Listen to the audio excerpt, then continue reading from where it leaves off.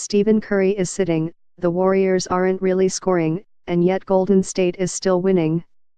What happens when Curry and the offense come back? The defending champions went into the season as favorites to repeat, though Boston and Houston looked like title threats while running off lengthy winning streaks, and LeBron James has played some of the best basketball in his career. Yet the Warriors have shaken off the injury to their two-time MVP and a few others to climb right back in their usual spot atop the NBA standings at 27-7. So as the calendar prepares to change, has anything changed since the preseason? I still would say, listen, I'll be absolutely shocked if somebody beats Golden State, but injuries pop up, ABC/ESPN analyst Jeff Van Gundy said, using Curry's absence as an example. If an injury happens at the wrong time, things change, and I think Houston has put themselves in great position. I think San Antonio has withstood the injury to Kawhi Leonard better than anyone could have expected, and Cleveland, after a terrible start, has played terrific basketball. Curry has missed 9 games with a sprained right ankle, and the Warriors said Tuesday he would be re-evaluated Friday.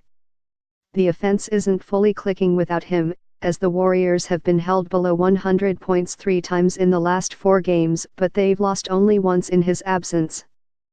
They have done it by turning themselves into stoppers, leading the league in defensive rating by allowing 100.8 points per 100 possessions and limiting the Cavaliers to 32% shooting in their NBA Finals rematch on Christmas. Well, it helps when you have guys like KD, Kevin Durant, and Draymond Green back there to clean up any missed assignments, All-Star Klay Thompson said. They're so good at contesting every shot in the paint, blocking shots. They play with such great toughness. If teams can't beat the Warriors when they're short-handed, it's hard to imagine anyone doing it when they're at full strength. But Van Gundy won't rule out the Rockets, who were wiping out all their opponents until Chris Paul was hurt again after 14 straight victories.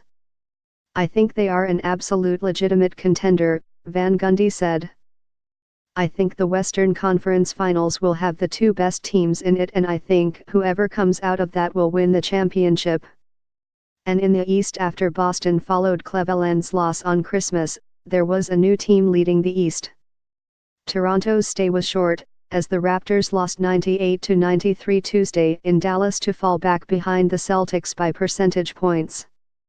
But the Raptors did enough before that to convince at least one rival they belonged in the discussion with the top teams in the conference. The Raptors had just swept a home-and-home series from Philadelphia, improving to 12-1 in Toronto.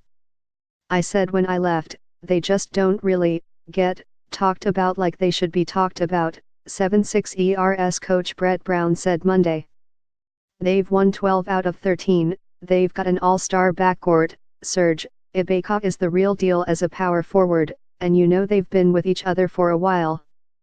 Toronto was dominant during those 13 games, averaging 113.9 points and outscoring teams by an average of 13.6 points.